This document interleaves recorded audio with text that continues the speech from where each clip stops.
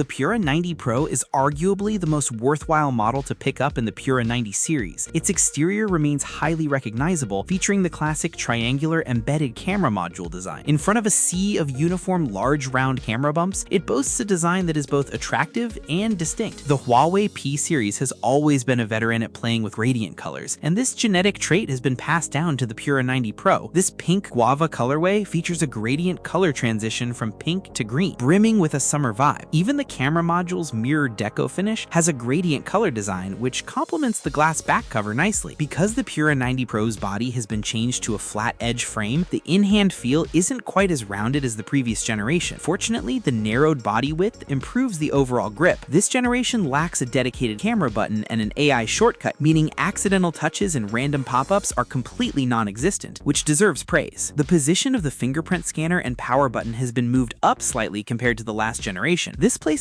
is actually more reasonable. It's easy to reach, yet you won't easily press the power button by accident during a normal grip. Phones with side-mounted fingerprint scanners have left a great impression on me in the past, and the Pura 90 Pro's side-mounted scanner is actually not much worse than ultrasonic ones, even outperforming them slightly in recognition speed. The Pura 90 Pro is equipped with the Kirin 9030S rather than the 9030 Pro. It's a slight pity, but understandable given the limited production capacity. After turning on high performance mode, aside from noticeable heating, the visuals are quite smooth, and stuttering is very rare. The 9030S is more than capable of handling mainstream mid to large games, and its performance won't hold you back. HarmonyOS makes the battery especially durable. The 6000 mAh battery still has juice left after a full day of heavy use. In terms of photography, the Pura 90 Pro has seen significant upgrades, featuring an ultra macro periscope telephoto lens and 3 RYYB sensors. The telephoto macro is as top-notch as ever. Even if you're used to large sensor telephoto lenses, you'll still find yourself missing this one. As for daily telephoto capabilities, they're more than sufficient. The main camera's variable aperture can capture a starburst effect, while the f1.4 maximum aperture and the RYYB sensor make up for some of the disadvantages of having a smaller sensor. The ultra-wide camera is rather average. Without high megapixels for oversampling, the resolution suffers a bit. Fortunately, software algorithms save the day, and the final image quality is fine. Somewhat surprisingly, the Pura 90 Pro's main camera doesn't stick with a 1-inch sensor, and the ultra-wide pixel count has also been lowered. With the support of HarmonyOS, straight out of the camera photos are much more true to life, closely resembling what the naked eye actually sees on site. The Pura 90 Pro's screen auto brightness is very proactive, and the speaker's sound quality is quite full. However, the back cover of the phone rattles the hand a bit, and the X-axis linear motor's haptic feedback is slightly weak. After a full round of testing, the Pura 90 Pro delivers a comprehensive and well-rounded experience. If you look closely, it's actually not very pro, mainly because its performance and camera don't offer top-tier specs. It feels more like an enhanced upgrade based on the Pura 80 Standard Edition, but that is precisely its biggest advantage. I hope the Pura series can pull off a successful comeback and allow the Pura to continue its low-key yet brilliant charm.